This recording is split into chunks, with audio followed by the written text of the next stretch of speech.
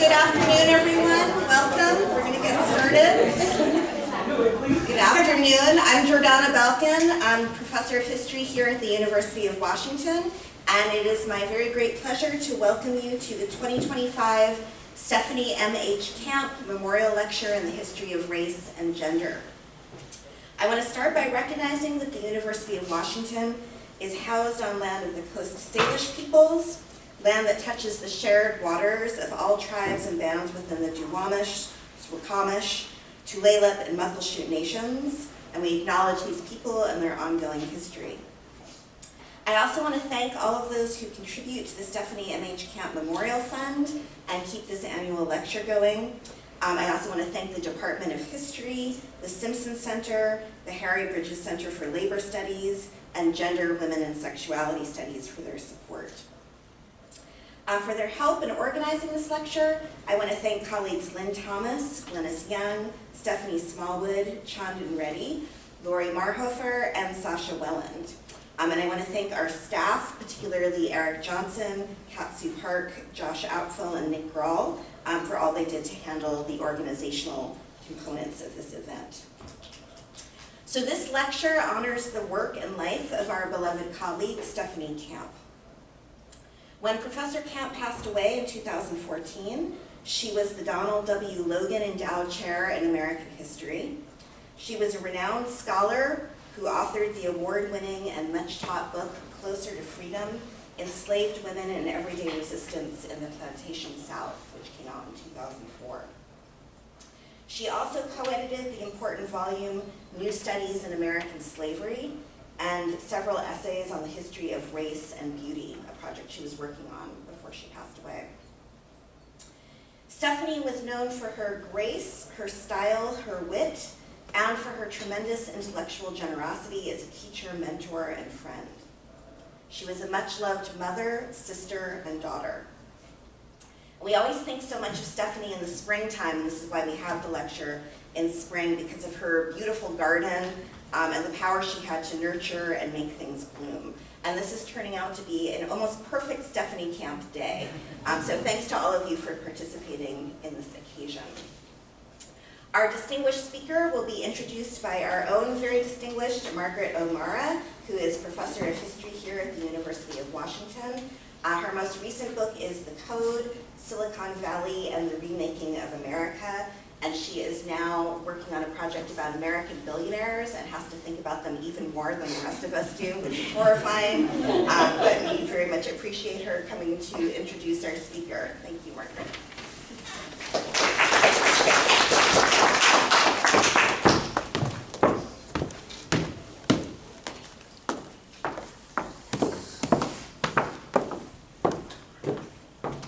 Thank you so much, Jordana, and I am so honored to have the opportunity to welcome Professor Connolly to the University of Washington.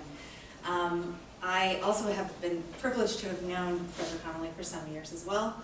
Our paths intersected as fellow urban historians, as historians of modern America, of power, of money, and of all kinds of controversies, large and small. I also had the great privilege earlier this afternoon to welcome Nathan to our graduate seminar in American history, where we all collectively read his marvelous book, A World More Concrete. And I think you gave we had a conversation, this is a sort of dreamy conversation that one always remembers when you have a graduate school. So thank you very much for your generosity to our students and to our department and for coming here. Let me formally introduce Professor Connolly with my very classy iPhone. N.D.B. Connolly is Associate Professor of History and holder of the Herbert Baxter Adams Professorship at Johns Hopkins University. Professor Connolly's 2014 book, A World More Concrete, Real Estate and the Remaking of Jim Crow South Florida, received awards from the Urban History Association, the Southern Historical Association, and the Organization of American Historians. A frequent contributor to public debates on historical and current events, Connolly's editorials and review essays have appeared in the Washington Post, the New York Times, Dissent, Public Books, and elsewhere. For 3 years, he served as co-host for Backstory, the American History podcast, which enjoyed over 6 million downloads in its final year and entered the Library of Congress American Archive of Public Broadcasting. Professor Connolly co-founded Mapping Inequality, Redlining a New Deal America, the go-to source for maps of government housing and discrimination in the 1930s. Please join me in giving a warm UW welcome to Nathan Connolly.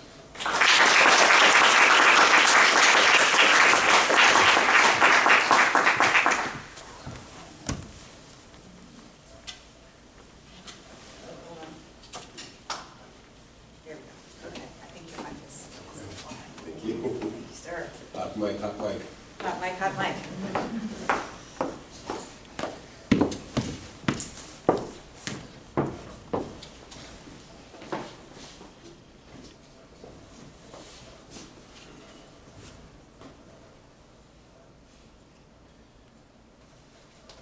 When Professor Connolly died, it fell fittingly to Baltimore, Maryland's black newspaper, The Afro-American, to notify the rest of the world.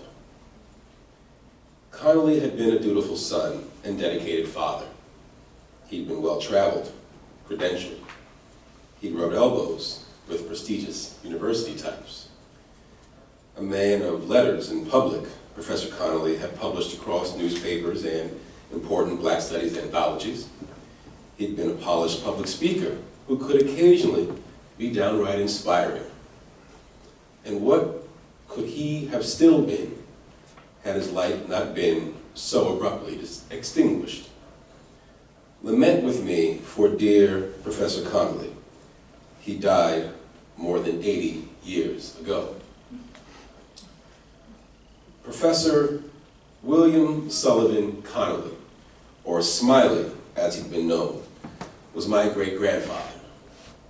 Upon his hasty death from an especially aggressive cancer in 1938, the Baltimore Afro reported Smiley as a graduate of Howard and a postgrad student at the University of Pennsylvania. Born in the Cayman Islands, the far fringe of the British Empire, this first Professor Connolly spoke 7 languages, played several musical instruments, including, apparently, drums in jazz-age Paris. He found work as everything from a preacher to a chauffeur to a journalist. He could safely be considered a late Victorian Renaissance man, but critically, he never held a professor's appointment. Smiley belonged instead to a generation of black moderns who fashioned titles when they had to, from street cred, whisper networks, and reputations of feats performed, rumored, or promised. The vast majority of black knowledge for the bulk of the 20th century went uncredentialed by the West's great learning institutions. Most black people thus had to knight and title themselves. Sarah Breedlove, through the miracle of mass-marketed cosmetics, got to be Madam C.J. Walker. George Baker Jr., at the speed of radio broadcast, became Father Divine.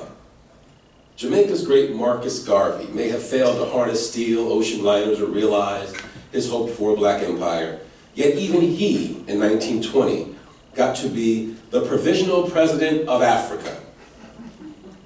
In 1931, the novelist George Schuyler wrote of Black No More, a fictional scientific breakthrough based on an actual skin-lightening cream of the same name. Black No More allowed African Americans to shed their blackness permanently. Schuyler satirized that a reinvented race would prompt a national reinvention, threatening an end to Western society's old economic and psychic dependence on the Negro. Satire aside, though, scores of very real black people became fake swamis, counts, bishops, and esquires. Given them and the countless crucial autonomies so many others grasped at through the range of reinventions, we here can let great-granddad keep Professor. In the fall of 2016, I first discovered Smiley Connolly's archival footprint in the Cayman Islands. It arrived via photograph, caption, and footnote in that Crown Colony's official history textbook. Those traces led me to a cache of letters stitched into the binding of colonial office volumes at the British National Archives at Kew, in Greater London. Tracking his British correspondence between 1919 and 1920, I learned how Smiley used repeated reinvention, sometimes out-and-out deception, to counter financial desperation. Following Smiley then led me further back in time to Howard University and to the archives of the Washington, D.C. era Adventist Church back in the United States. There he popped up again. The archival trail even pulled me forward to the library stacks at my own Johns Hopkins University. There, old Smiley, this time an essayist in the 1934 anthology Negro, sat waiting for me. Mattering perhaps even more than where and when I found him was what dear Professor Connolly had to say.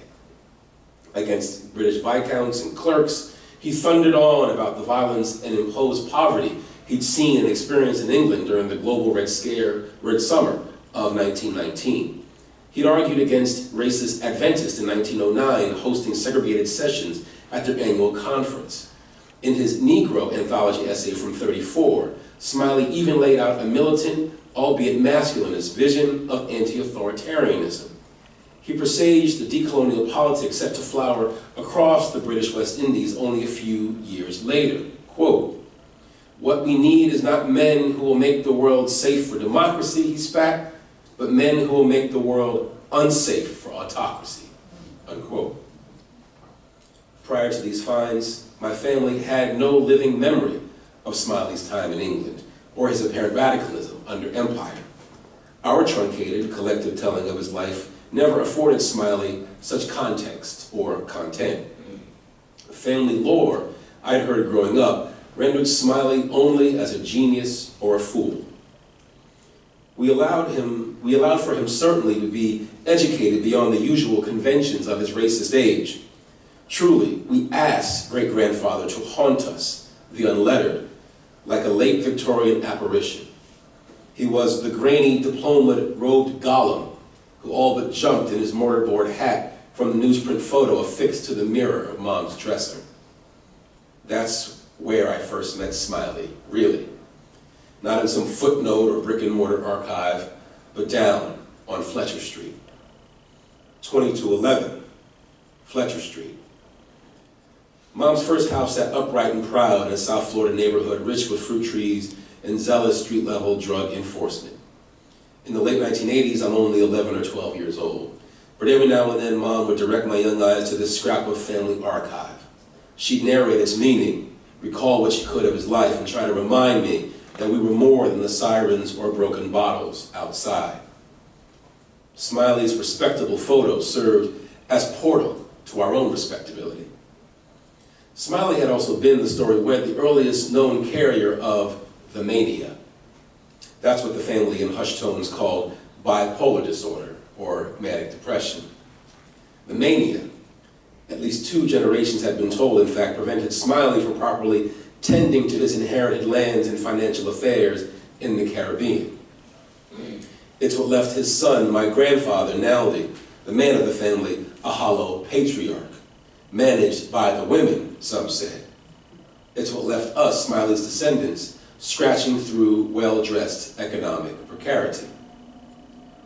In discourse about the black family, progressive scholars and public commentators will at times blithely drop the term intergenerational wealth, or point to the lack of it, as some kind of catch-all explanation for things like cross-racial health disparities or the 7-fold difference in the United States between the monies held by black and white people. Conservative participants in such discussions might bring up intergenerational cultures of poverty to explain the same. Clearly, there's something intergenerational going on. Why else might this Professor Connolly, not wholly unlike the first, have to wrap themselves, knighted and titled, in a false cloak? Black no more might today describe the masochism felt by black homeowners across America, pretending under the pressure of a low property appraisal to be white. Why do respectability and education alone still offer insufficient safeguards when it comes to black family inheritance? I come to the University of Washington today in part to ask this question among you all. I've also come to share a bit of the Connolly past and present and share the colonial fragments from which I'm telling it, to perhaps open up a conversation among us here about how we might imagine together our capitalist future. In all the Connolly family talk about my grandfather's and great-grand's madness, no one ever spoke of the madness of capitalism, of colonialism. Empire was instead a gift. My grandmother, Sherry Connolly, kept a picture of Queen Elizabeth up in the house until the day she died. And her mother-in-law, Smiley's eventual widow, Rochelle Connolly, born in Paris, ensured through porcelain trinkets that Emperor Napoleon would ride forever gallant across the charmless concrete mantelpiece of my grandmother's faux fireplace. Truly, the only anti-imperial tones ever struck at Grandma's house came when Naldi stopped taking his lithium. In those days, Grandpa would don a dashiki and kufi and adopt the name Ras Biko II. He'd find some occasion to query me, then still in high school, on whether I'd read Marx's Das Kapital or Oscar Wilde's De Profundis. And should I fail to make a hasty escape, he'd offer a mirthful response to my apparent ignorance with a passage quoted sprightly from memory. Upon reading years later Smiley's various letters, articles, and essays from a century ago, I realized there was something of his father's lettered manhood that now he seemed committed in madness to conjure. Consider with me this afternoon the problem of reconstructing family history from what one might call a demented archive. I'm beginning to believe one can't possibly understand our mad, mad world really any other way. The demented archive, for me, consists of the combination of records deceptively straightforward, like those of Britain's colonial office, those made from family rumor, those documents affirming the ephemeral nature of property and inheritance, and those immovable memories curated by commitments to respectability. Such an archive resides in oral histories granted by elders living with manic depression and Alzheimer's disease. It's also a confused and deteriorating physical archive of papers, clippings, and old passports. It's granddad's books on tape recorded over his spoken word manifestos. It's strewn paperwork concerning family land holdings in the Caribbean and aborted American get-rich-quick projects. It's fuzzy family trees and frayed old letters from the ancestors. Some documents so old that they're broken along the folds like puzzle pieces on deteriorating acid paper. It's the whispered existence of 19th century account books said to be divided among distant cousins. It's family phone calls, missed, unreturned, or an account of cancer or some other modern-day plague made too late.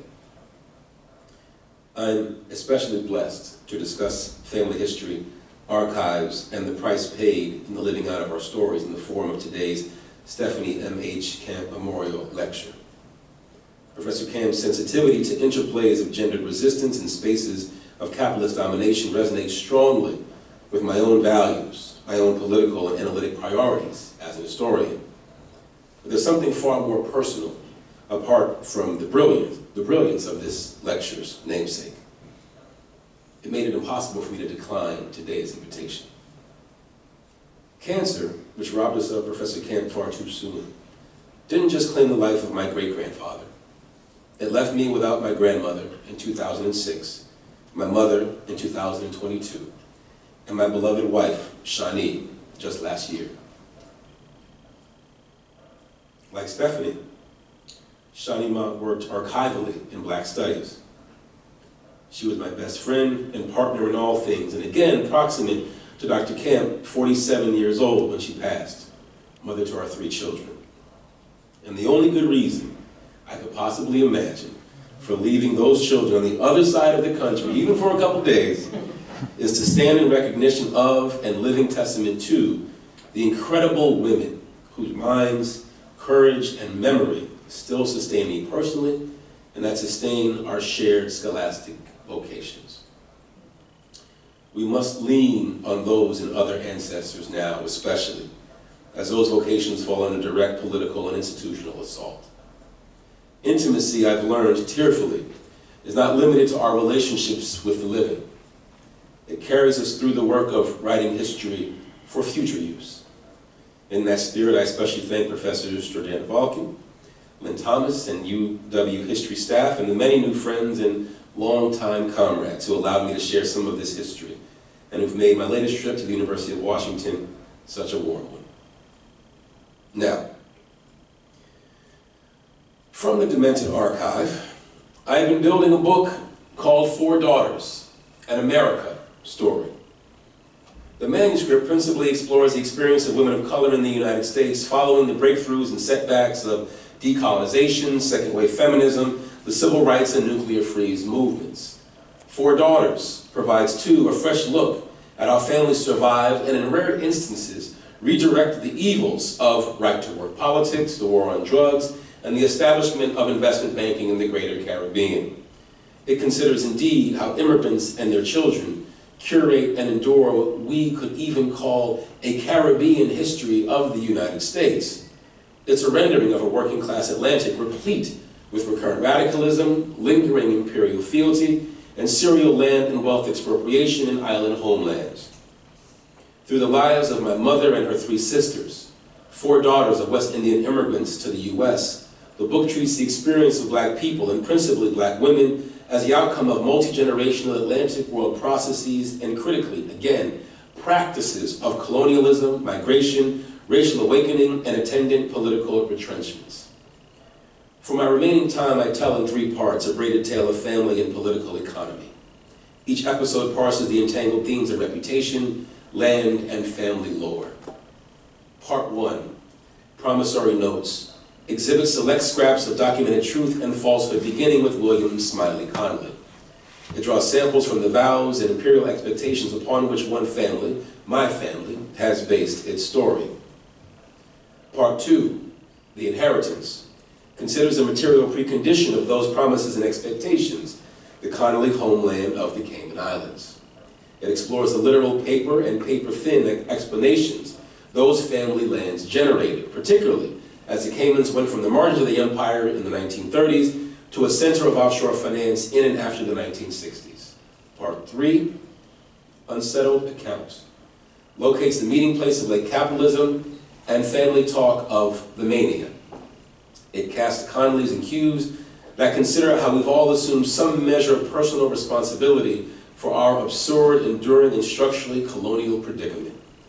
The sum of these parts evidences and argues for a way we might think together on scales vast and intimate about what life has really been like living in the belly of our American success stories. We can wrestle with that and more in our question and answer portion.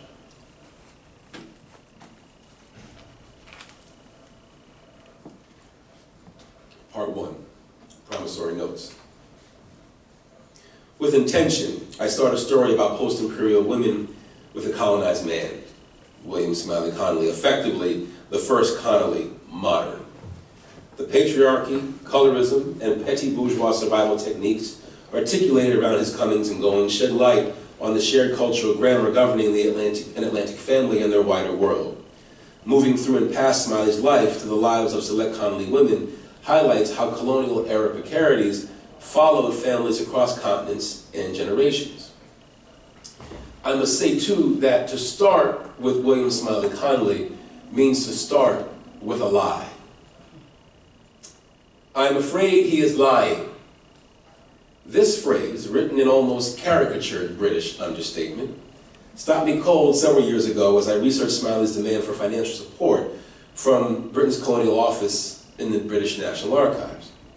Smiley had written several letters, dropped by colonial offices unannounced, and threatened every manner of legal and political action. He, like many hundreds from the empire, sought travel money to be sent out of England following the post-World War II upticks in racial violence spreading across England and Wales. To make matters worse, the black men of the British Isles were suffering rampant employment discrimination. Smiley in his hardship had grown indebted to his landlady, which he considered an especially sharp indignity. Quote, I want no more evasive letters. I want either work, money, or definite instructions given where I may apply with assurance for repatriation and adequate resettlement allowance. And, he was sure to add, I want that at once. A Among the various notations and marginalia that accompanied my great-grandfather's eloquent, smoldering letters, there bled these cynical statements from colonial officials or minor factual inconsistencies on Smiley's part. Here, a date where he claimed something happened conflicted in two different letters. There, blocks of time and circumstance relative to how Smiley was able to support himself would remain curiously unaccounted for. Smiley claimed in July 1919 to have come to London from America on a missionary invitation. But as one official averred, quote, "I can find no one who knows anything of this supposed mission to the USA," unquote. Clerks would then furnish a May 1919 letter in which Connolly professed to be a new arrival not from America, but Cayman, come to Britain to raise money for education in his homeland. He professed in those earlier visits to need £1,000 to build a public education system for Grand Cayman. Smiley had been a teacher, I knew, but he'd also written in other letters I'd read firsthand of a desire to be sent to Britain's newly acquired West African colony, Togo, to perform missionary work for the empire. All the clerks and military officials who met Smiley in person seemed to come away with conflicting accounts of his timeline and plans. Each of these elicited, in my own mind, tiny barbs of doubt. And he has the nerve to call himself Reverend. It was around December of 1919 that officials in the colonial office seemed to have cracked some riddle. He stated originally that he was here to represent the interests of Grand Cayman. Then he came over as a result of an invitation to colored young men in America. Now we know the real reason, though I never suspected it, I must admit. According to reports from the Office of Jamaica's Governor and the Regional Commissioner in the Cayman Islands, quote, immediately before his last departure from Cayman, Mr. Connolly was the defendant in an action to recover damages for seduction, unquote. Following the trial, again quoting, a jury of his fellow islanders assessed damages of £100, and not having the wherewithal to satisfy the judgment, Mr. Connolly left the island. Now, it's completely possible that any charges following Smiley could have been bogus. Seduction in the empire could at times refer to forms of political indoctrination. Smiley was an educator, after all. Colonial officers across the British Empire, moreover, had among their weapons against dissidents morality spears and crippling fines. That said, given the precarity of women in general, and women on the black fringes of the British Empire in particular, the charge of seduction could have been more than valid. It could have indeed been a euphemism for some pretty wicked business. Smiley's own mother, Elizabeth Marion Wood, was married at the age of 12. She bore him her second child at age 14, and after 3 more children, totaling 5, she was dead at age 35. The Cayman Islands of the Victorian era was no paradise for women. And perhaps its most benign, seduction, even when consensual between intimate parties, represented an infraction against the ownership rights of fathers over their daughters. A deflowered woman, having been seduced, was damaged property, hence the £100 in damages. Such represented the absurd accounting of patriarchy under capitalism. The facts of the case remain a site of still fruitless digging. I can conclude that any hope Smiley held for securing government travel funds had evaporated. His many months of self-presentation and carefully crafted indignation had been undone. He remained broke and marooned. Smiley was slated to face his debt in Grand Cayman by way of the HMS Changanola. He never got on the boat, however, choosing instead to hop a vessel to France in 1921. Here's the ship's passenger list, and we have here W.S. Connolly, teacher, age 40.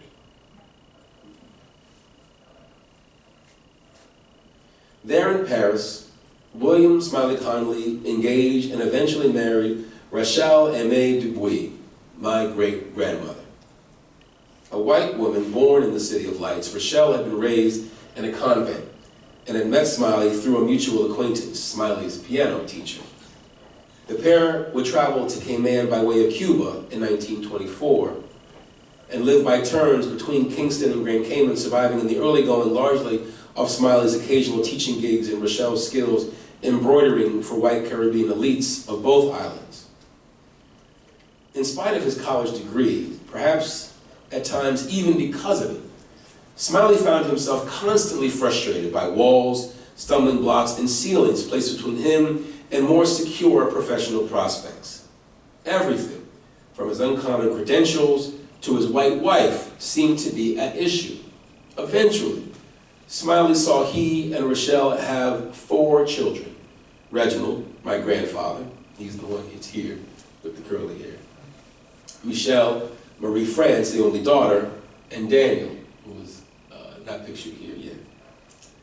The next several years proved especially tough. Smiley again took to performing odd jobs, did some preaching, and added to his earnings with occasional columns he'd written for Jamaica's Daily Gleaner. As one could expect, his articles for the colonial press seemed at times to be those of a man educated well beyond his station. Discussions of civil servant meetings or infrastructure spending seemed to require references to Castilian conquerors or Virgil's Aeneid translated from the Latin. He taught students privately as well. The poverty of the students, though, had him being paid in domestic labor, chickens, and ground provisions. His students also recounted Smiley as an odd fellow, at once at home and out of place. Quote, "We didn't like him too much. He was foreign to us." With no medical training to speak of, he bought a discounted dental chair and other implements mail order from Japan. He then learned from a friend, a fellow Howard University graduate, how to pull teeth for money. In February 1938, William Sullivan Connolly, the eldest of 4 brothers, learned something else. He developed a largely inoperable stomach tumor. Underserved by healthcare in the Cayman Islands, the edge of the British Empire, Smiley decided to make for Kingston, Jamaica, the administrative hub of the British West Indies and the closest option for potential surgery. In excruciating pain, Smiley boarded a vessel on the Simboko shipping line to begin a 2-day trip against ocean currents some 200 miles between Grand Cayman and Jamaica. "The doctor is not advising me to go," he admitted in this letter to the Simboko captain. "Yet to stay here without treatment means death. The doctor strongly predicts my death on the voyage up. I, of course, don't believe any such thing." Unquote. Smiley promised that should he die en route, his wife would cover his fare. He also conveyed to the Simboko captain that, quote, "My express desire is that I be buried at sea."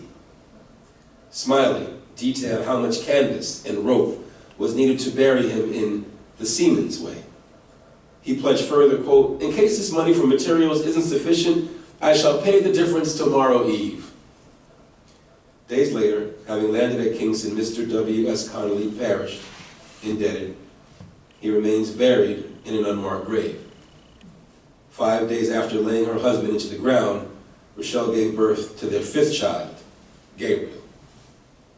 Now, old Smiley left behind more than just a child unseen, much more. Alongside the letter concerning his burial arrangements, Smiley wrote a will. In it, he conferred, quote, "To my wife, Rochelle Connolly, all my household furniture and dental instruments, together with my land property at Georgetown."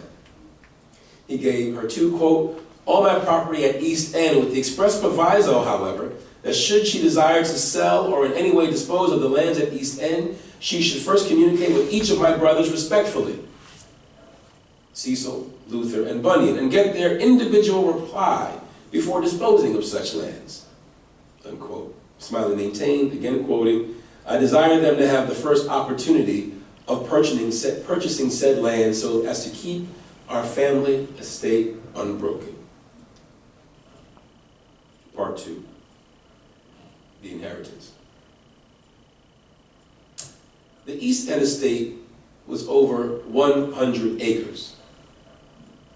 Captain John Cornelius, father to Smiley and his brothers, and it perhaps bears repeating, husband to a 12-year-old, was also one of the largest landowners on the island of Grand Cayman.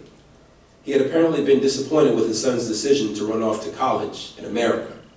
He'd hoped they would have pursued the family tradition of becoming mariners.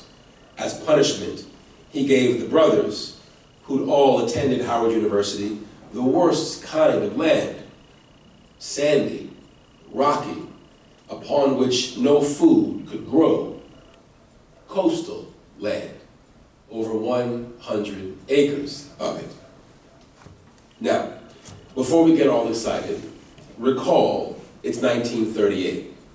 Jamaica was still a 2-day boat ride from Jamaica away. The land was there, but no one could do anything with it, really. The ensuing hardship upon Smiley's death would make Rochelle's story at least as remarkable as Smiley's. Speaking not a word of English, she would nevertheless remain in Kingston, settling on the poor waterfront among the fishmongers on Water Lane, just outside the General Penitentiary on Tower Street. There she raised her 5 children alone on a seamstress's income. It was quite literally catch as catch can. My grandfather remembers how as a child he'd gather and stand among the village's poor children, women, jobless men, and disabled folks and wait outside the walls of the Tower Street prison. Then, quote, sometimes they would throw cornbread. I mean, I'm not exaggerating. The cornbread was at least this size, and he places his forearms together, indicating the size. My grandfather's voice lifting, and they would come right over the wall. The people would scurry to scoop up this raining food. Cheers would rise if a person managed to catch a loaf before it hit the ground. Obviously, people tossing the loaves knew that it was a fishing village, so to speak, now he explains. And we would just get these cornbreads. They were absolutely delicious. In her impressive work on family history, Imperial Intimacies, Professor Hazel Carvey describes this very same prison bread story as witnessed by her own father, Carl. Carl's next-door neighbors, as in the very next door, were Rochelle Connolly and her 5 children, 14 and 12 Water Lane, respectively. The Carveys likely saw Rochelle come and go as she performed embroidery mostly for Jamaica's wealthy British expatriates and governors living up in the hills of St. Andrews. Rochelle also taught French to the children of the island's small white bourgeoisie, working retail too on the side. From gig to gig, she juggled precarity and a commitment to preserving a respectable household. More than once, her eldest son, my grandfather, recalled, people were telling us that she should give us up for adoption, and she absolutely refused. Rochelle survived by currying favor with sea captains and headmasters. She kept her society connections renewed through letter writing and timely updates of her children's travels published to the readers of The Gleaner. Colonial institutions built around extraction, indoctrination, and reputation. The family's survival would depend on these. Rochelle's son, Naldi, and his wife, Sherry, my grandparents, would meet down on Water Lane and run off to England in 1950, part of the Windrush generation. He would join Her Majesty's Merchant Marine. She would become a pulmonary and later psychiatric nurse under the British National Health Service. There was plenty of travel, salons, parties, and no small amount of love. Part of Sherry's choice of medical field, psychiatric medicine, she had no trouble saying years later, grew from needing to ensure her own husband would never be institutionalized. In the late 19th and early 20th century, increasingly global, imperial norms of mental hygiene gave rise to naturalized and gendered understandings of madness. Among these understandings stood the idea that first diagnoses and last lines of care for the mentally disabled remain part of modern women's domestic work. Somewhere in Sherry's colonial fashioning, caring for a mad man became the price of marriage. Those costs only seemed to increase over the years. The Connollys left London in 1958 and settled in New London, Connecticut, at 4 Terrace Avenue. The 2 daughters they had in London, they added 2 more children to. 4 daughters. Deanne, Tammy, Tracy, and Danielle. This is my mother, here Deanne. This is Tammy. This is Danielle with my grandmother Sherry. And this is Tracy being attacked by the family colleague.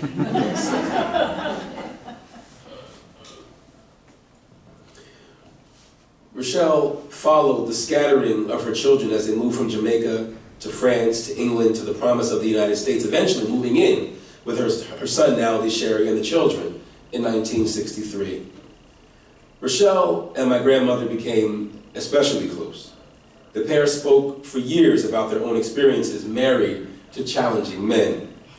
Tough times could be made all the tougher if a husband struggled to fight employment discrimination, struggled with mental health, or just plain struggled. There was no room for anti-imperial rants when children needed school clothes. Past stories of odd Smiley and his many jobs became much sharper narratives about Naldy's inherited manic depression. Grandma's British pension, which she earned as a nurse in the National Health Service, would wind up saving the family from complete ruin, even in America.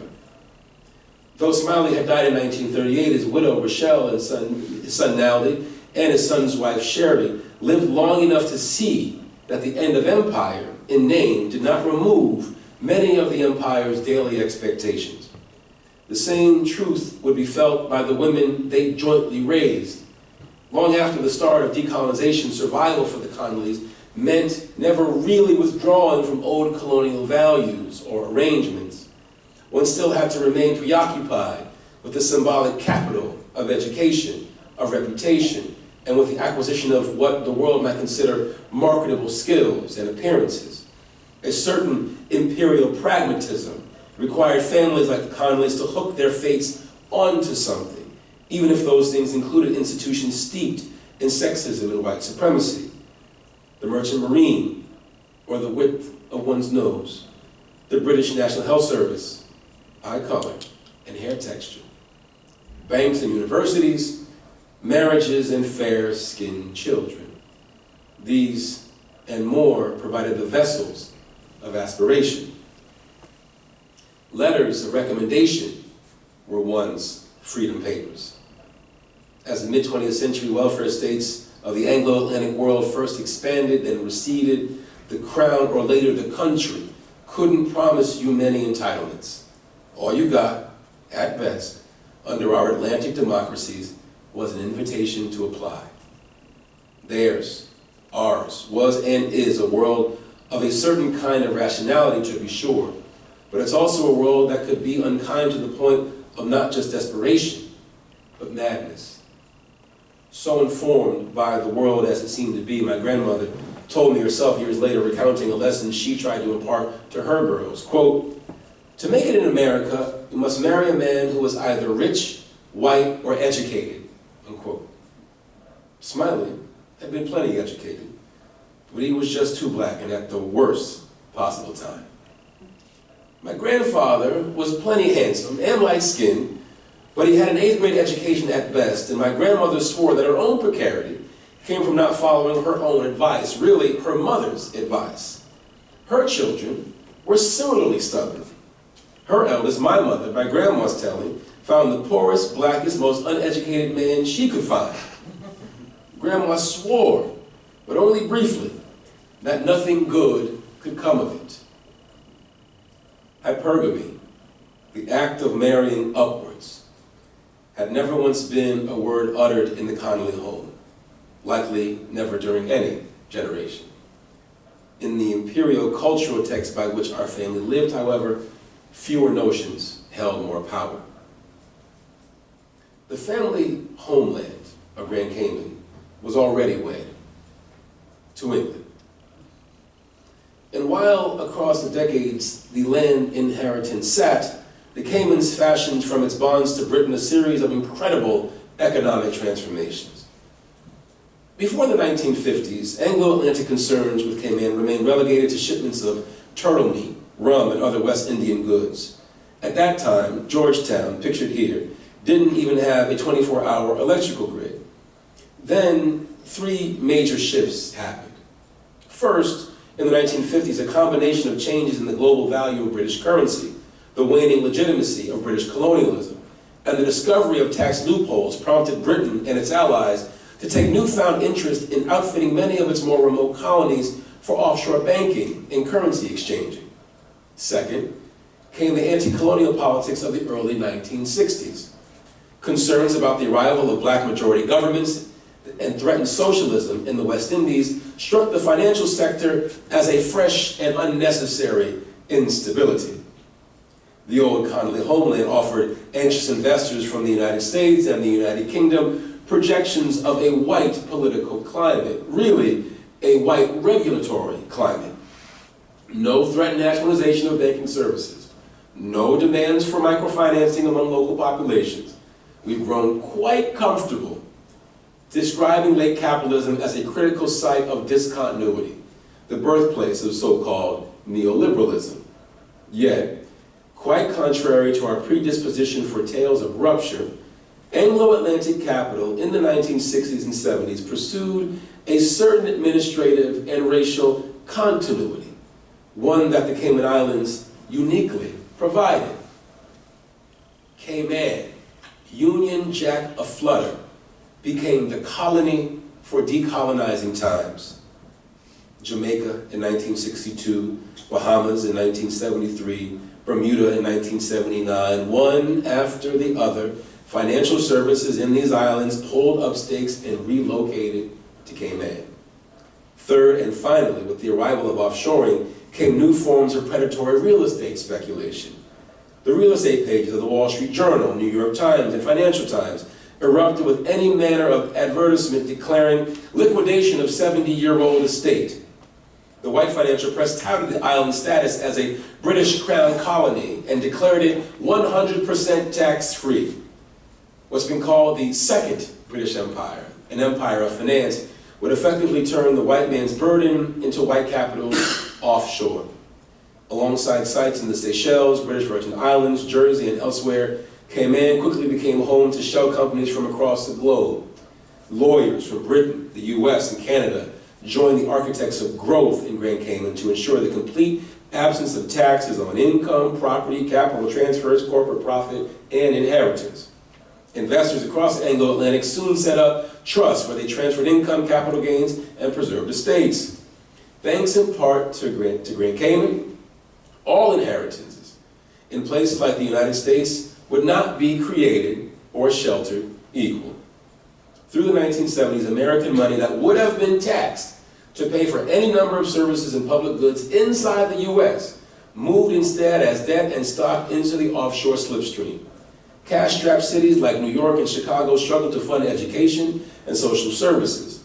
The American urban crisis had at least one foot offshore. Now, I want to be clear. With so much of the Global South experiencing structural underdevelopment, Cayman seemed to reverse the trend, becoming something of a Caribbean success story. But that story grew in considerable measure from neighborhood-level underdevelopment orchestrated by American capitalists looking to avoid the payment of US taxes. The trend continued into and beyond the 1980s as CEOs and their ilk looked to the Caymans to cut the costs on an affluent life. During the first Trump presidency, the Trump administration's former Secretary of Education, Betsy DeVos, owned a yacht registered in the Cayman Islands. Actually, she and her family owned 10 yachts at the time of this writing. Flying a Caymanian flag on just one of the family's 10 yachts saved the DeVos estate some $2.4 million in taxes and countless other dollars on the cost of ununionized labor offshore.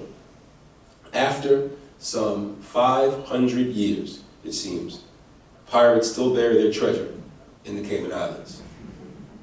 A swashbuckling maritime world of wooden chests, brigands, pistols, and sabers gave way to a legion of well-heeled 20th and 21st century buccaneers wielding gutted regulations, accountability loopholes, and a fistful of financial services. As home to 60% of global hedge fund assets, Cayman is the largest holder of U.S. securities in the world. One address, 121 South Church Street in Georgetown, served in 2008 as home for nearly 19,000 separate companies, each marked by a brass plate mounted on a wall. But here too I must be very clear. Grand Cayman today, in spite of how global capital may regard it, is not some vacated land of account numbers and computer terminals.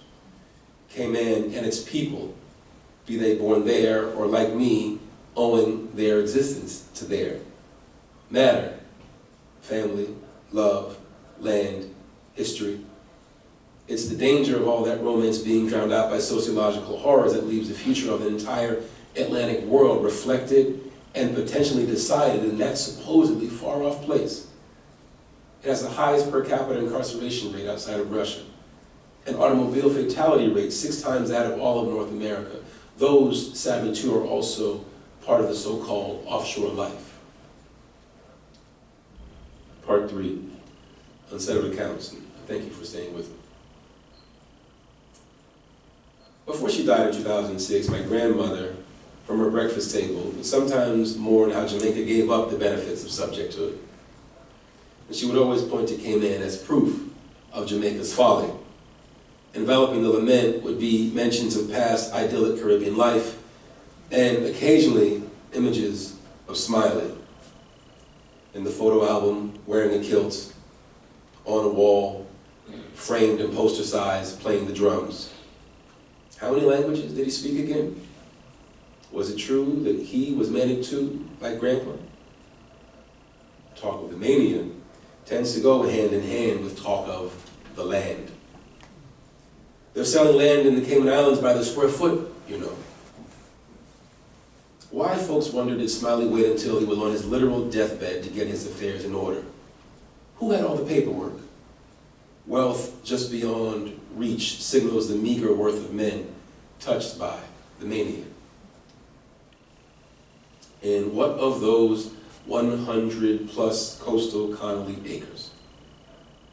They remained in the family. However, after Smiley and his 3 brothers had umpteen kids and even more grandkids, the land has no clear title and is buried under use under a mountain of legal fees. It is what it's been since 1938, an illiquid asset, worth way more now than then, of course. Land unsettled made settling back home for generations of the family impossible. In search of financial security, many of the Connollys flowed here and there, this one to Cleveland, that one to San Diego, another to Fort Lauderdale and Miami. At each stop came more reinvention, the need to bank on letters of recommendation or a few well-placed calls from white friends. Dust yourself off, clean yourself up, stand up straight and speak so they know that you're one of the good ones, the smart ones. The post-imperial world relies on its institution to pick its winners and losers, so it was to those institutions the family turned. Hospitals, corporations, universities, looking for what the old heads call good jobs. If tales of mismanaged land provided a starting point for stories about the intergenerational failure of Connolly patriarchs, then the successful search for post-imperial employment is largely a story about the women. It's about how they're disciplining the old home training, autopsy, through which women are supposed to prepare the family for the world of disciplining institutions. Suffice it to say, the women, even when they struggle with mental health, don't benefit from the explanatory power, the excuse of the mania. With family lands tied up, it fell to the women, Cherie, Rochelle, to the 4 daughters, to so many of their women cousins, to trudge and slog to just barely sidestep the calamities beckoned by the loss of wealth. As with imperial ideas about domestic work and mental hygiene, the women represent the last line of family provisioning. Their archive doesn't look like scathing letters to colonial officials, but rather like a dress Rochelle embroidered in the French way for a black granddaughter attending prom. It's the brochures of Cherie's hoped for but never bought Winnebago, a mother nearly bankrupted by a daughter's costly drug rehab. For the Connolly women most proximate to me, whatever hardships they might face, have faced, had to be mightily reframed, lest their lives get talked about as a special kind of failure. Stumbling moments don't get cast as proof of racist and sexist structures working as designed. Not finishing school, losing a home to foreclosure, moving away too soon, not soon enough, marrying the wrong man. That history threatens constantly to fertilize only gardens of guilt and shame. I suspect similar gardens grow among your own families, too. In much of the Connolly's landless family storytelling, a gendered binary emerged. It was one of manic men and guilty, disappointing women. I have attempted as a son and grandson and historian to trouble that binary. And in that attempt, I've come to appreciate how unsettled family accounts stand on an equally unstable archive. I once asked my great cousin Lou, Smiley's niece, in 2019, was there ever any talk in the family of the original four brothers having mental challenges or mental issues? Never, she responded. I can't think of one person in the family who had, let's see, Uncle Willie. He was the closest thing to not being mentally well. Uncle Willie. That was Smiley. But she was quick to add, he was brilliant. Brilliant. He was solid as a rock. When I followed up for specifics, asking how did Smiley seem not well, she couldn't remember. More than 10 years ago, you see, Cousin Lou developed Alzheimer's. For decades, the family in America and Cayman viewed Cousin Lou as the unofficial Connolly family historian. She'd been the single most important caretaker in two respects of our transnational family inheritance. It was Cousin Lou who kept up with the land lawyers in Cayman. It was she who held on to much of the precious paper undergirding the family's claim. In a 2000 interview, Lou Coleman explained that she'd been holding on to Smiley and Michelle's original marriage certificate from Cuba, 1924, because, quote, one of her sons, the one I know best, loses everything. That's Natalie. So I said I'll just keep this and put a note on an envelope. Please give this to Daniel when I die.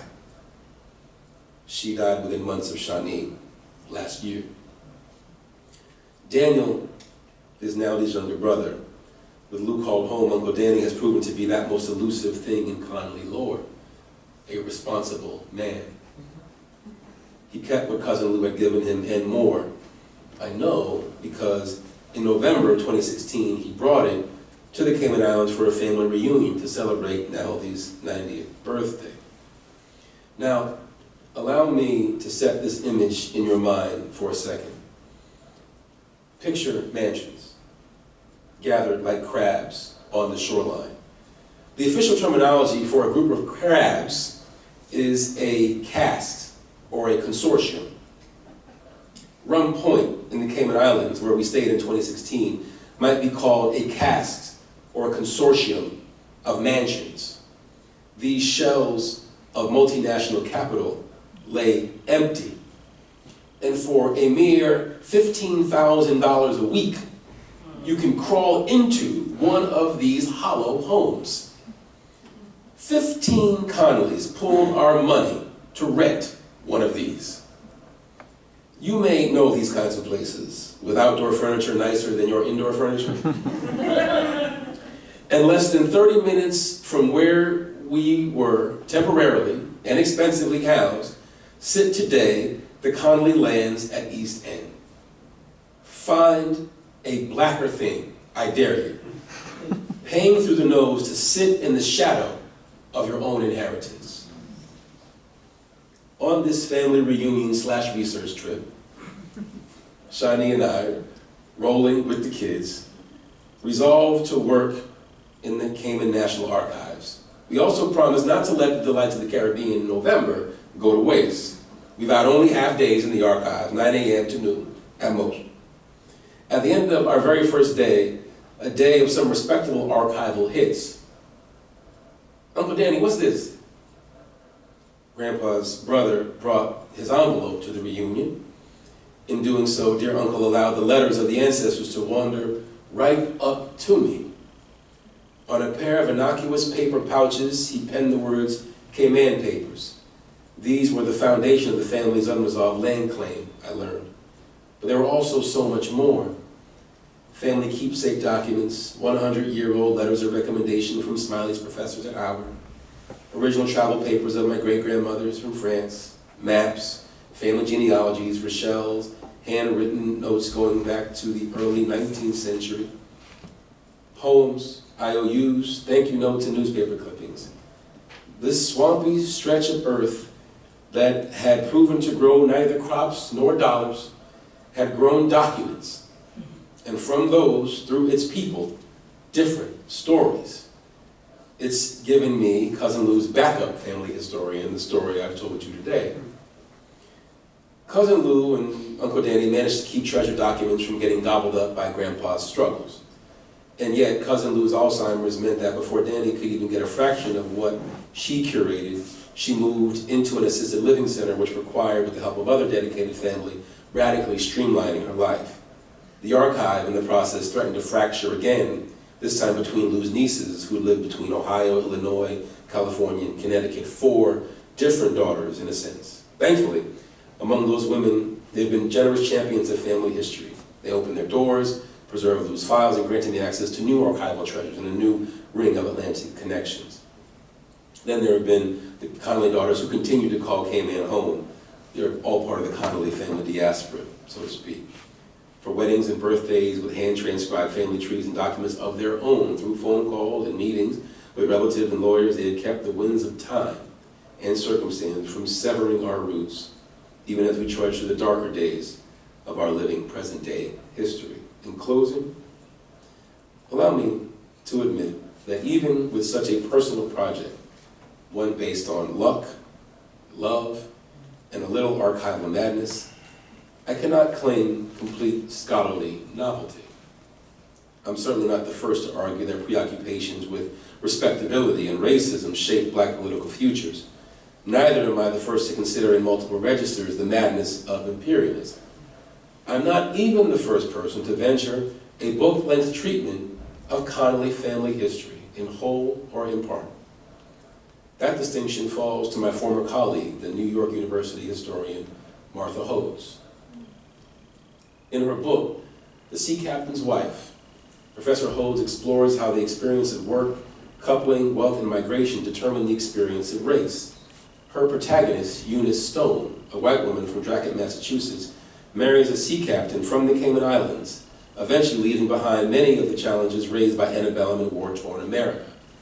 That sea captain's name was William Smiley Connolly, the first, the namesake and grandfather of the Smiley to whom I've introduced you today.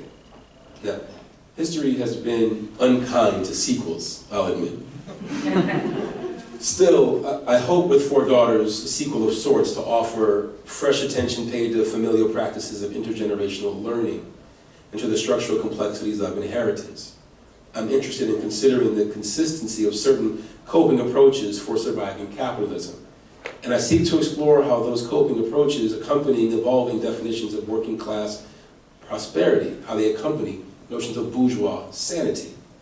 Why, for the love of God and our good sense, do imperial means of survival serve us so well in a professedly post-imperial world? I cannot possibly profess to really know our capitalist future. My professional oath as an historian prevents me from even trying. But if the past has been any kind of prologue, I do know that the collective future of the whole Atlantic world will be decided in no small part in the far-off places of Grand Cayman. There, the formal mechanisms of law and finance have made it possible for capital to escape social accountability elsewhere. But, as our dear Professor Stephanie Camp instructed us some time ago, her book, Closer to Freedom, serving as still more letters from the ancestors, it's not just the places, but the peopling of those places to which we must attend. Cayman's people have indeed paid a high price for that colony's imperial fealty. I caution us, however, not to miss the colonial folkways, the supposed common sense that we have all adopted in this, our ever more fragile republic. Allow me to confess plainly, I tire, as my mom and aunts, my West Indian grandparents, my great-grands tired as I saw my beloved Shawnee tired of the dogged pursuit of well-spoken colorblind achievement. Heeding the lives and sacrifices of our forebears, the choice today should not be falling somewhere between best black, barely black, and black no more. Rights in the world to come must be rooted in firmer soil. Thus, with my work, with this lecture, I ask us to consider how families talk about and act through that which is hereditary and that which we've all inherited, if only so that we may possibly do something different. Thank you very much.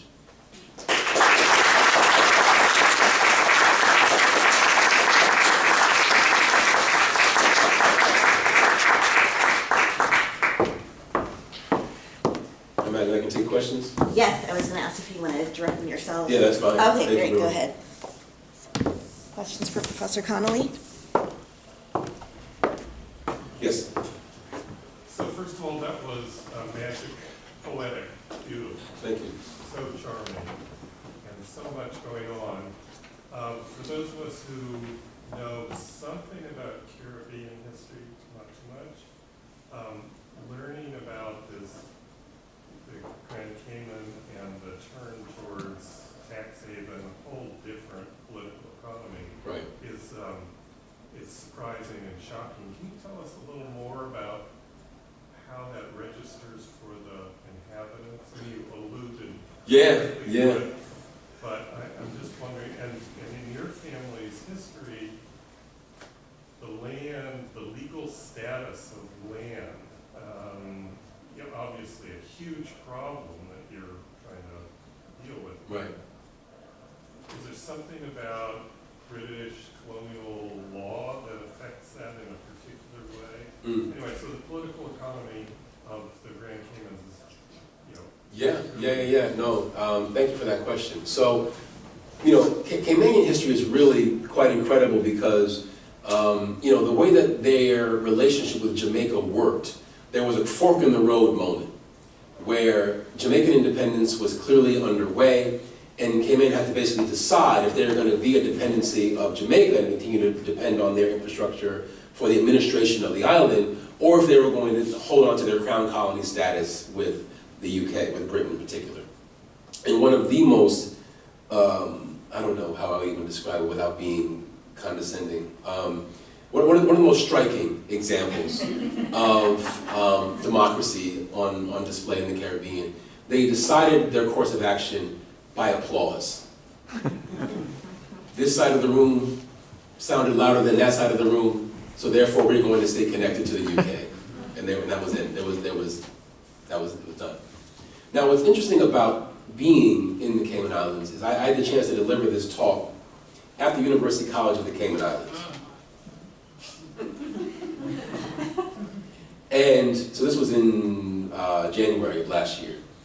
And, it is a place where you can see the effect of the culture of finance on people, where they'll say things like, we are not a tax haven. And you kind of lean in. We are tax neutral. It was like, what does that even mean? There's a colorblind language built onto the already abstract language of financialization, right? Where they don't want to talk about being a place where people park their money or elicit, transactions of some kind, shadow accounts.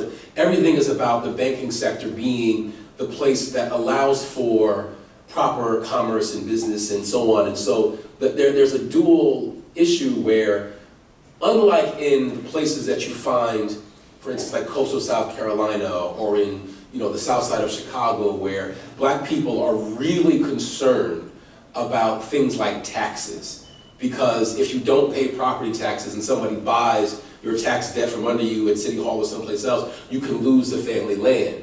But because of the way that the offshore has been set up, there's no tax buying structure. So that kind of predation actually doesn't happen there. So the land can just kind of sit and sit and sit. And as people begin to procreate, you have to then coordinate, elaborately how to get 75 people onto a meeting to figure out what you want to do with the land. I have been part of a conversation of about 70 people, and there's one person who doesn't want to get on the phone, and we can't do anything with the land. And there's a hunch that that person kind of knows that their voice is essential, so they decide to opt out so that it stays entangled, so they can come up with their own designs later. It's a very difficult thing to navigate. But it's all to say that the entire infrastructure there, including the carceral infrastructure, is geared toward the financial services. So a lot of people travel there, as you see that happens in Dubai and places in the Middle East, right, where these luscious kind of luxury enclaves become places of migrant labor with the assumption that there'll be employment there, but they just end up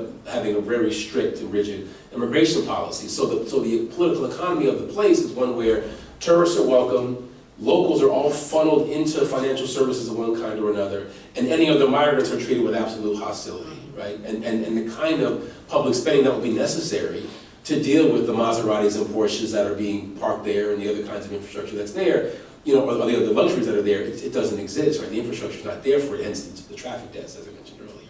So it's an incredible example of, like, you know, they see themselves as being a kind of glittering jewel in the Caribbean because of the money that's there, and you can buy Rolexes downtown and all of that, but the poverty is such where the divestment is, it's spatial, and it is, in some ways, intellectual, educational. So, last thing I'll say about this, you know, most people don't really have a pathway into anything other than the financial services. And my dear colleagues who I met there who teach on the faculty at University College Cayman Islands, I was mentioning this before to some colleagues last night, the teaching load there is a 5-5-2. You're required to teach 2 classes in the summer, in addition to the 10 you teach during the usual academic year. And so there are young professors who are there who are trying to publish their way out, and some of them are kind of left of center, and it's like, I don't even know how to begin to get out of this situation. It's almost like a tar pit in that way, right? And so that sense of, even as the money is moving, other folks being stuck in place, it's like that kind of duality is a lot of what abides down there.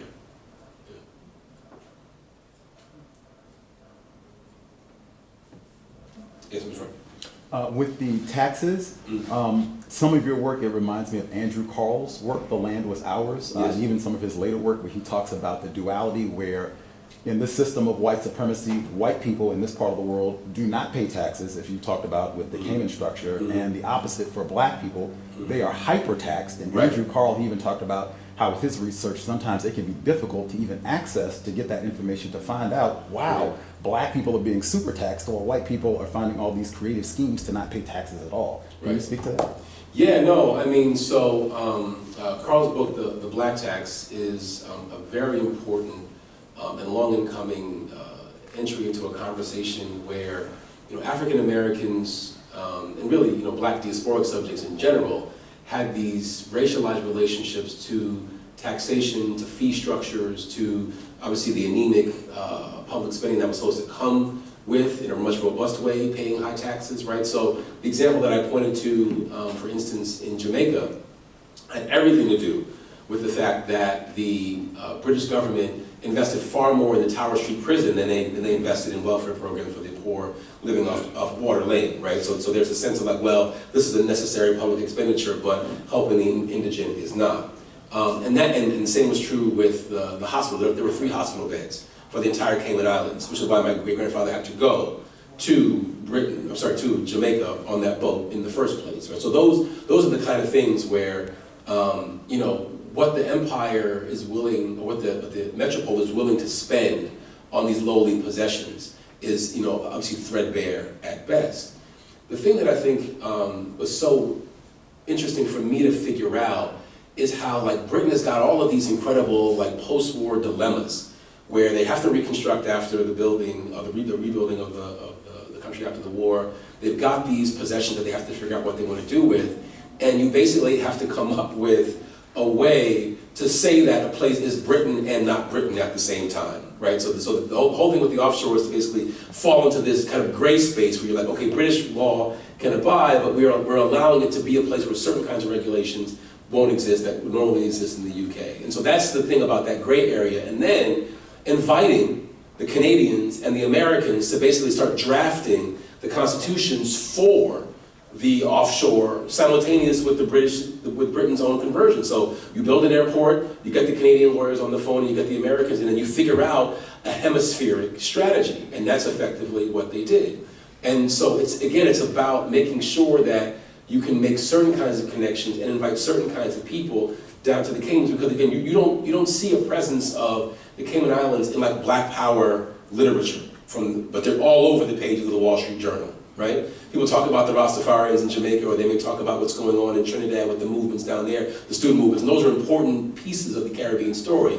But my whole point is that concurrent with those developments is the creation of a right-wing Caribbean, right? So that we have a really great and developed conversation about the left-wing Caribbean and all the ways in which Stokely Carmichael and C.L.R. James and ... And this is happening at the exact same time with very little in the way of attention. And again, my argument is that the development of the right-wing Caribbean with all of the various tax shelters are what are leading to the divestment and underdevelopment of black areas in the hemisphere. Because again, if the Canadians are working this out, then you know Toronto is going to be adversely affected, and all the West Indians who are there, and you've got the folks who are already in Jamaica, you've got the folks who are in places like Miami and DC and so on. So that's where I'm going with the work, is to try to say, okay, it's really important to think about these transnational relationships, and this question about tax policy is as important as the social movement policy or the other kinds of solidarity that are being built at the same time. And they are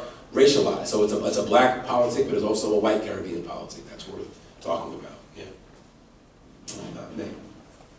First, I want to start off by thanking you for coming here. And I've seen you give a number of talks over the years, and this was just a really gorgeous talk. Thank you. And just thank you so much for sharing so many different parts of you with us today.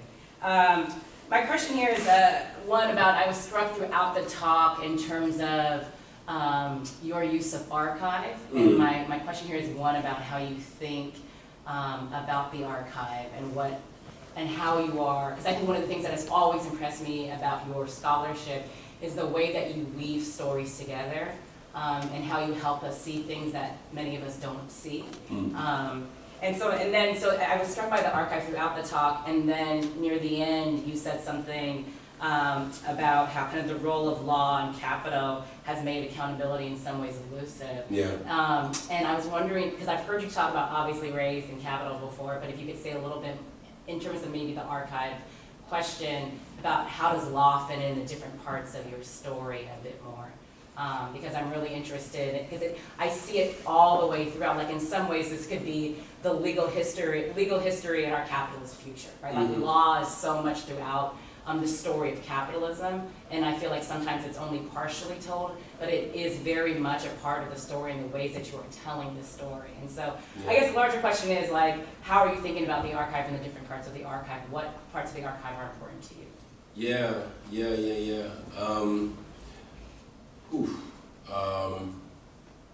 So I want to back up a little bit, actually, in connection to my first book.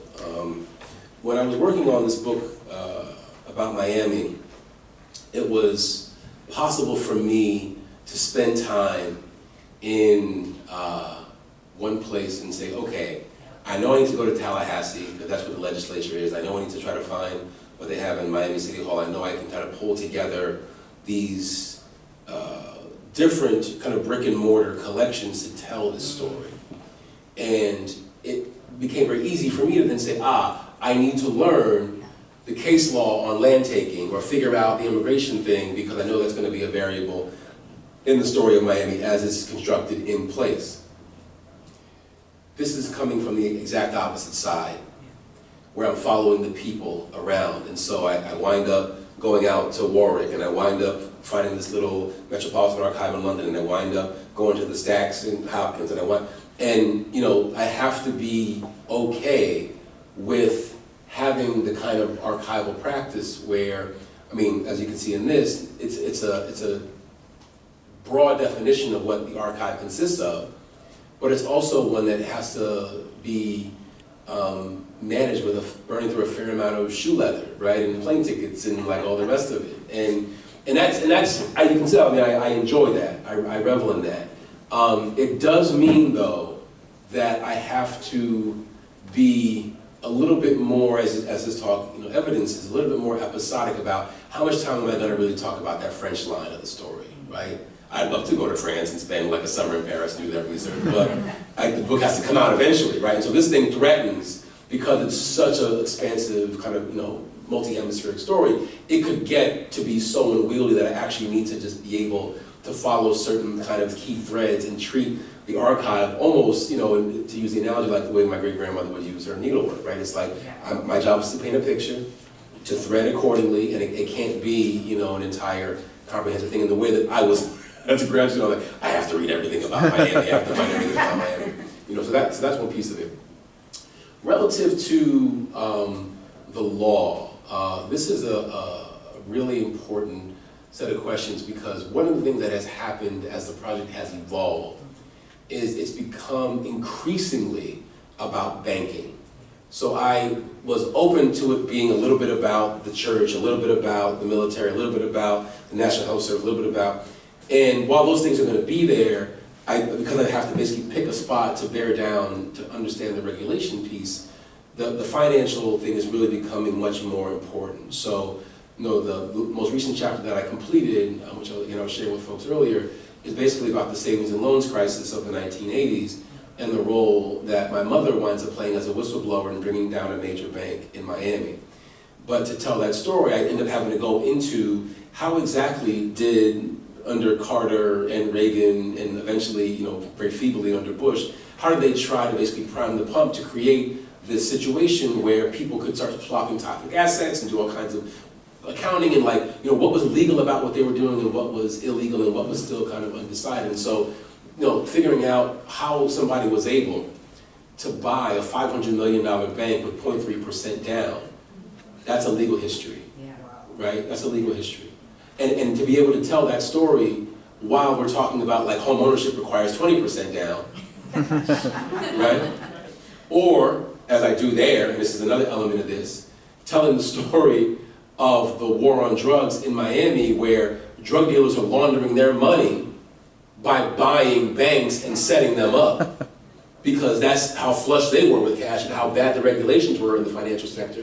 You could literally, you didn't have to have a bank that you laundered it through. You just created an entirely new bank out of the drug money, right? Which is, again, kind of the cocaine cowboys, story. So that's a legal story, but that's a different part of the legal piece. So I think for me, part of where I can come down, I know as a historian most comfortably, is thinking, as this piece also shows, about the culture of the law. This is going to be a trade book, and so I'm not going to spend too much time in the precedents and the jurisprudence. But to me, it's really important to understand how the possibilities that people see available to them as legally inclined subjects then create certain kinds of behaviors, and that's where I think the work is going to go.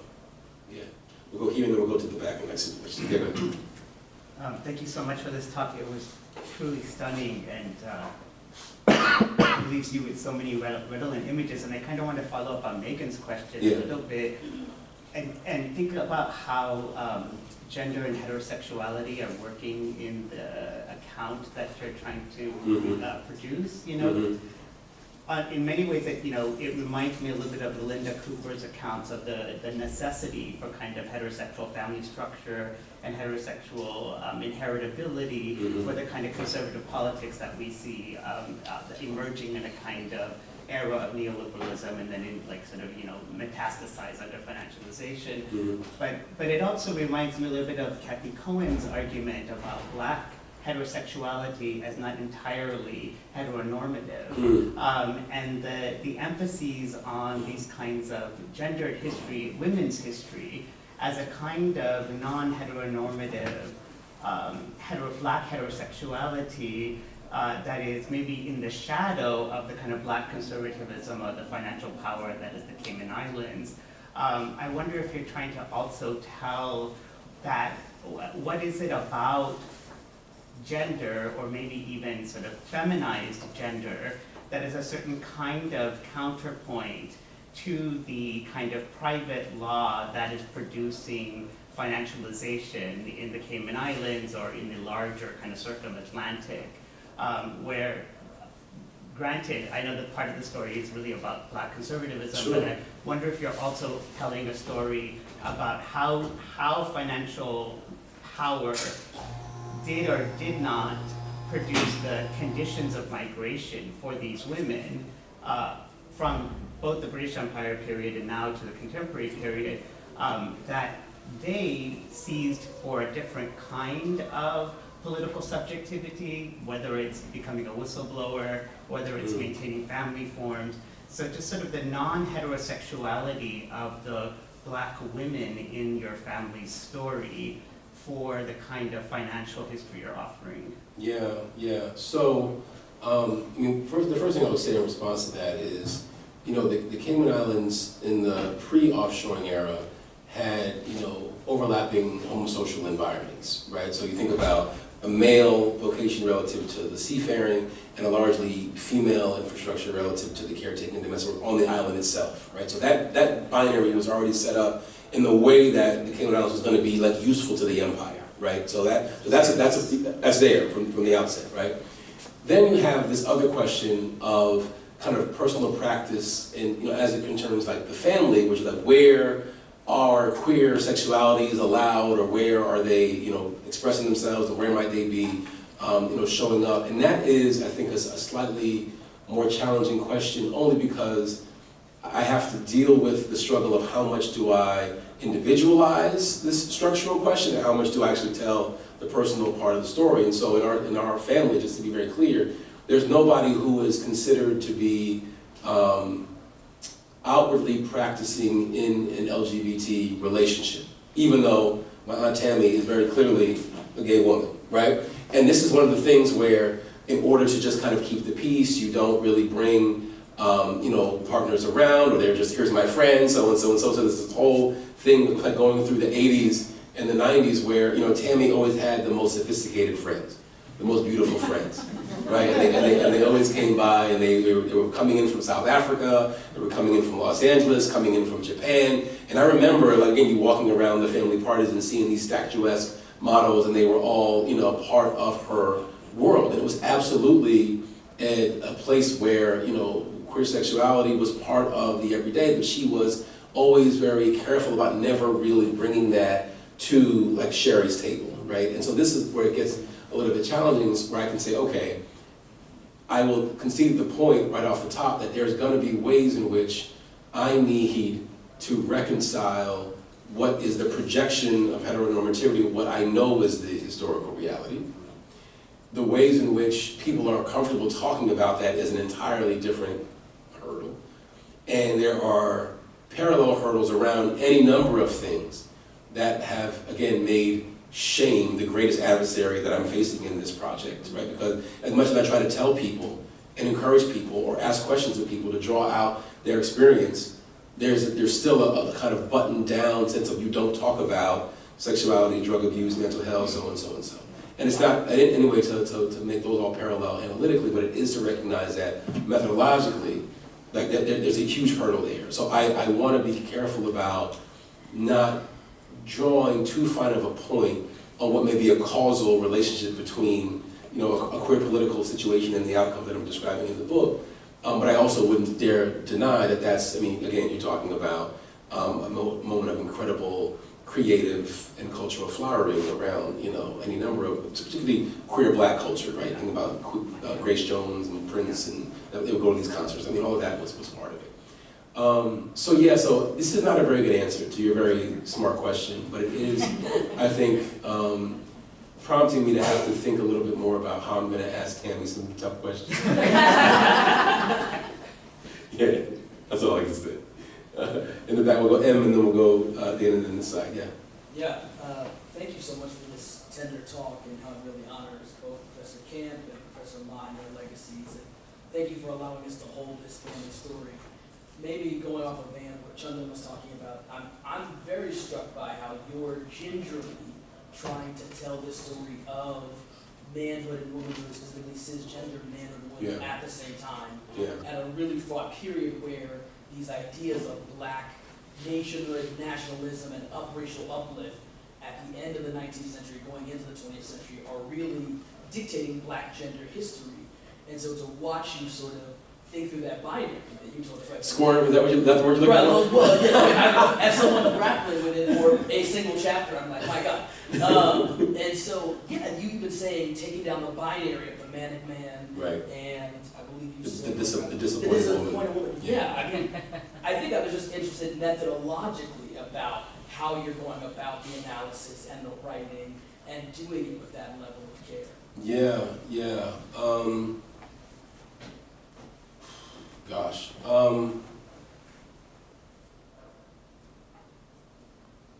The hardest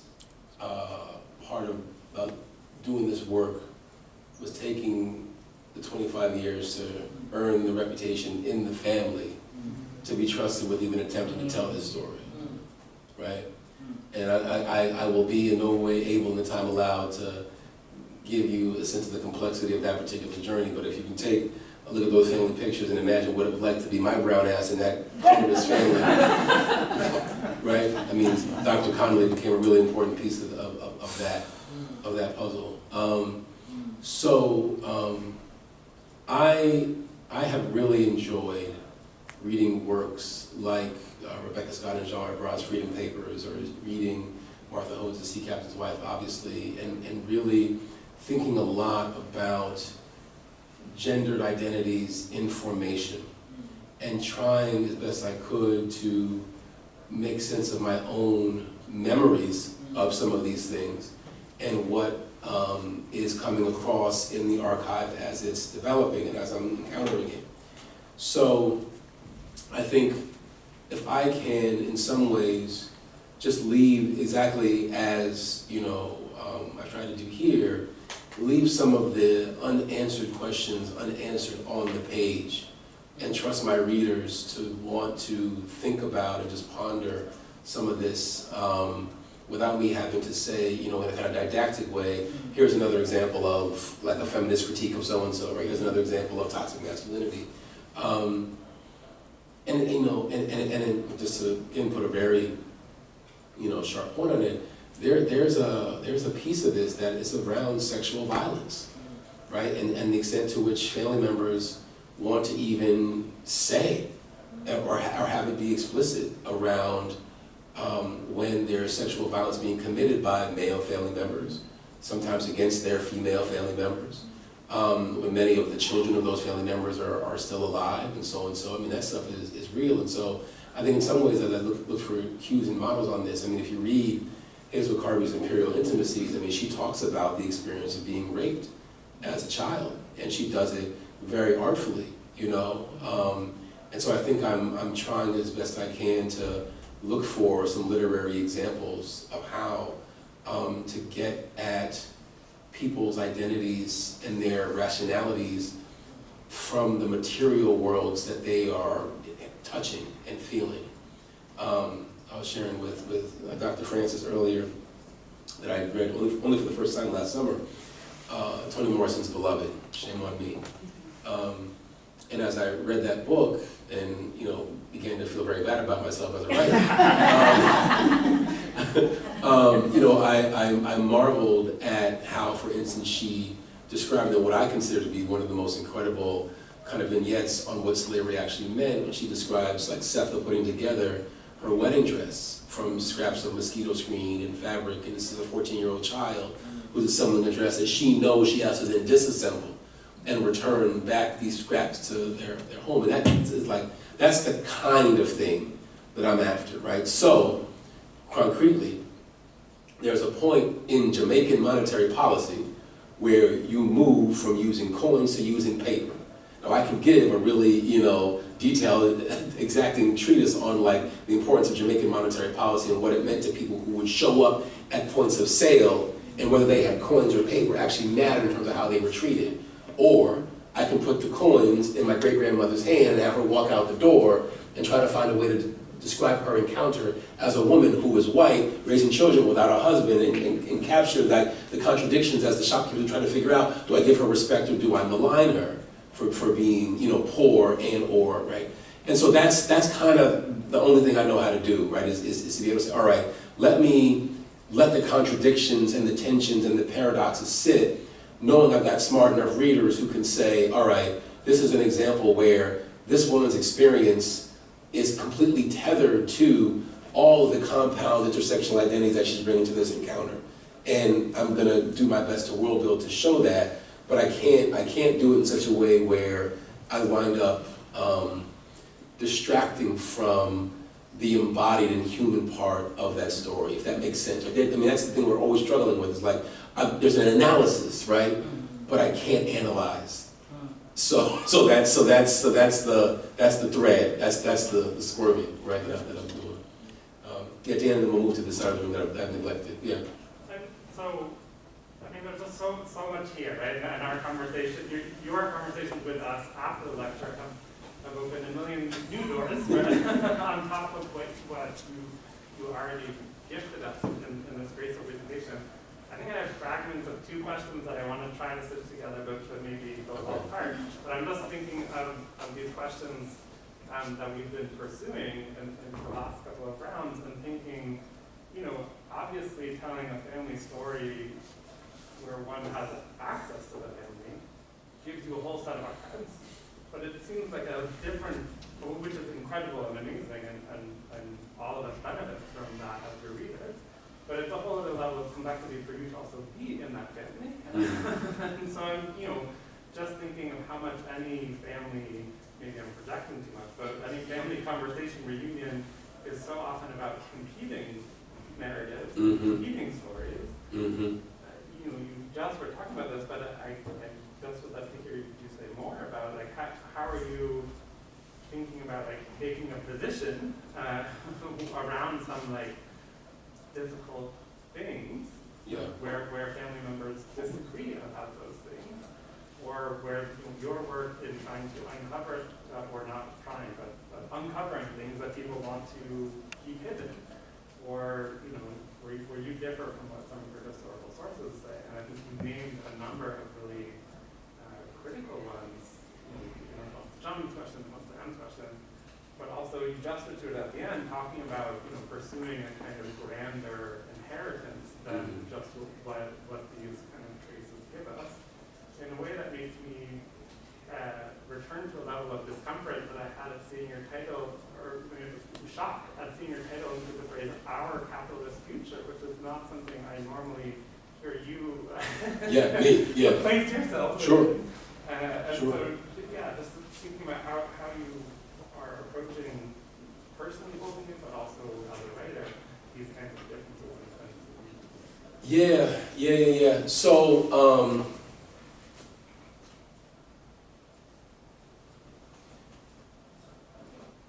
we've been having a series of conversations.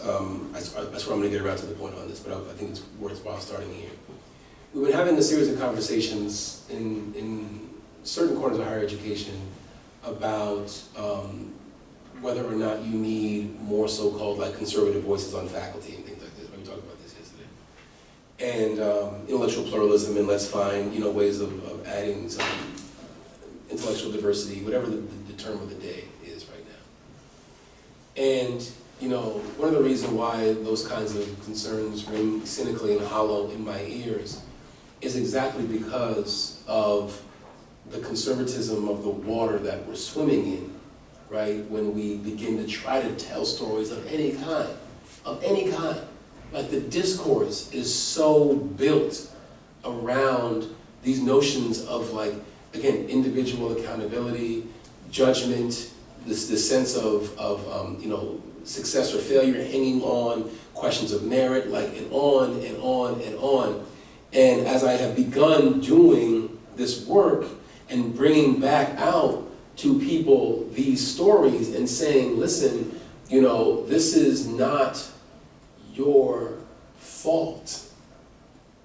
Like, just having people move out of that shame register. I mean, that so much of the conflict that you're describing is coming from people who are standing in respective places trying to deflect or project, right? Who's to blame for why we don't have X, Y, and Z? Who let this fail?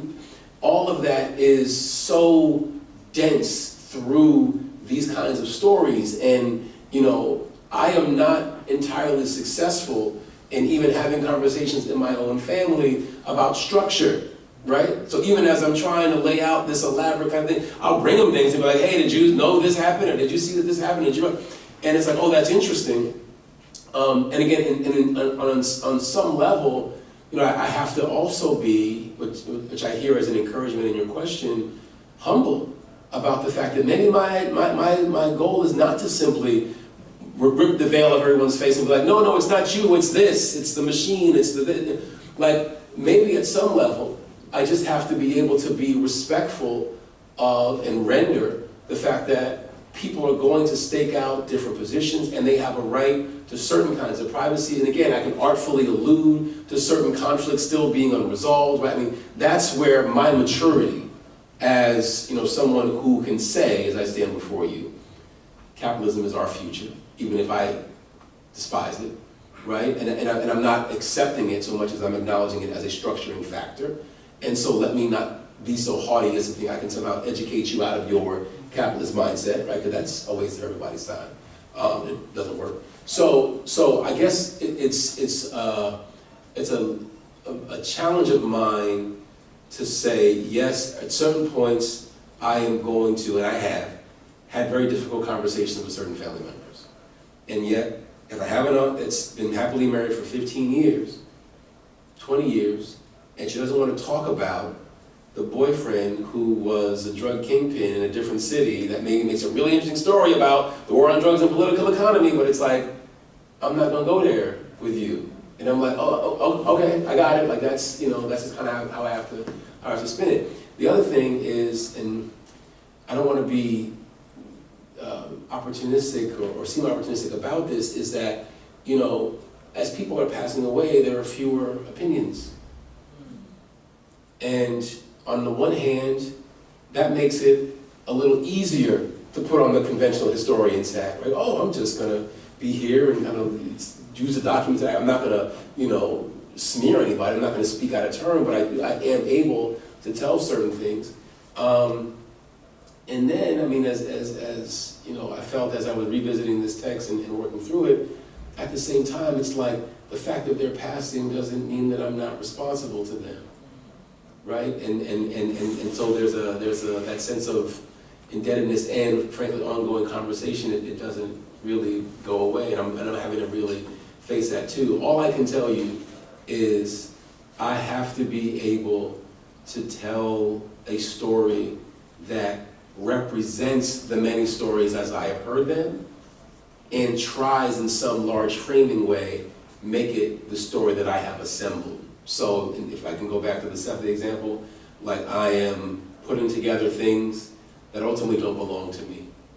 Right? At some point someone's going to disassemble them and they have to go back to who they belong to. But the act at least of pulling together that story for the purposes of making, you know, this book a part of our shared, you know, conversation, that to me feels like it's something I have to do and do with a great deal of care. I know there are more questions, but we have to let Professor Connolly catch his plane. So let's all say thank you very much.